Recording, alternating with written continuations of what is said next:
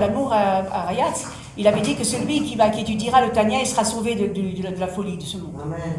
Le Ritat. Celui qui étudiera le Ritat sera sauvé. Alors là, le Ritat, encore une fois, justement, je veux en parler de ça un petit peu, c'est que le Ritat, c'est l'étude de quoi? C'est l'étude du Chumash, Teilim et Tanya. Chumash, parce que c'est l'étude de la Torah chez Bertav. Les Teilim, c'est le cri du cœur du juif vers Akadosh Baruch Hu que David Ameler a fait sur ses 150 Teilim. Et le Tanya, c'est ce qu'on vient d'expliquer. Les trois choses-là, elles sont réunies dans Shavuot. Shavuot, le don de la Torah. Le moment du mariage avec Dieu. Parce qu'à Shavuot, qu'est-ce qu'il y a? Il y a le don de la Torah, c'est Moshe, de la Torah. Il y a les Teilim, c'est David Ameler. Et il y a le Baal Shem Tov, c'est la Chassidut. Ces trois choses-là, le Ritat, c'est le symbole même du don de la Torah, de l'unification du peuple juif avec Akadosh Baruch Hu. Donc il ne faut pas rater le Ritat. Même si vous n'avez pas le temps, faites-le un petit peu. Un petit peu. Ça fait ce Dvar Malchut, je vous le conseille. C'est vrai que ça coûte de l'argent.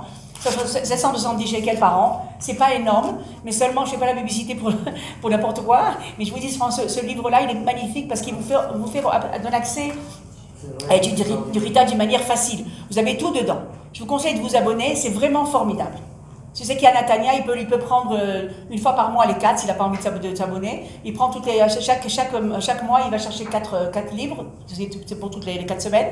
Et même si vous n'arrivez pas à tout faire, au moins faire un petit peu, quelques lignes de Ritat, de Chumash, quelques lignes de Tanya, quelques de Teilim. Si vous avez plus de temps, allez-y, faites plus, un petit peu plus. Mais ne lâchez pas, n'allez pas dormir en disant j'ai pas fait Ritat.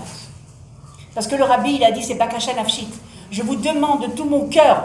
C'est rare quand le rabbi dit, je demande une demande personnelle, une demande nafshit de faire le Ritat. Le Ritat, il donne une bracha, non seulement pour la personne qui le fait, mais pour ses enfants, ses petits-enfants et tous ses arrière-petits-enfants.